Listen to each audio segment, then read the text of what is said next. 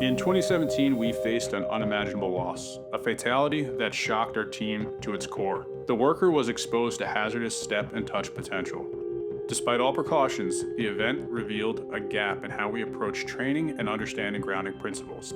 As part of that investigation from that event, we had to create a 3D scale model of the actual work site.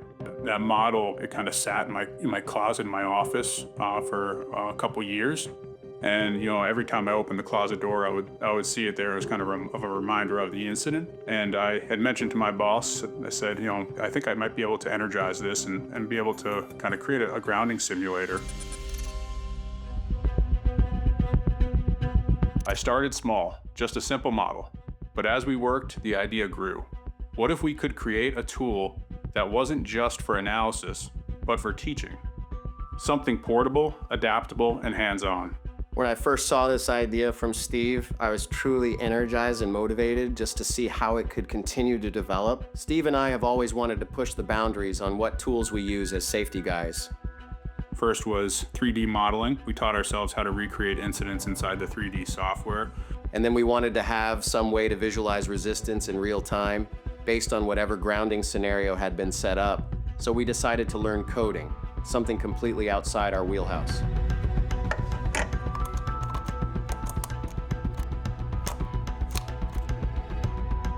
It wasn't easy. We had to engineer the resistance values to be accurate to the real world, and then practical things like making this durable enough to pack up to travel. It's simple circuits that are used to represent what employees are exposed to out in the field. Every challenge pushed us, but we could tell we were on the brink of something incredibly useful. I was going through that and showing the resistance values in the mats, and to see those numbers and that voltage spike up and look at the guys in the audience and see their faces like, oh, that's what happens, and you saw that spark in their eyes. When you take a tool like this and put it in front of guys that have been doing the work for a long time, they start to sometimes have these light bulb moments about maybe I've been getting lucky with something because now I'm really understanding it with the way this tool allows me to play with it and get to understand some of the bad habits I have might not let me go home at the end of the day. All the time and effort putting into the model, it makes it worth it, and that's what continued to make me want to make it better, just seeing that reaction.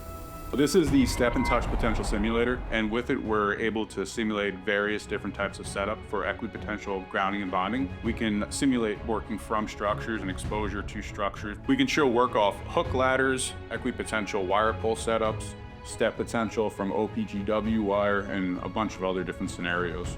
Tools like this can really step up that ability for people to go home safe at the end of the day. That's the cool thing about Quanta is, you look across all the companies out there and, we are leading the charge in every front, and it's the leadership allowing us to try to continue to innovate.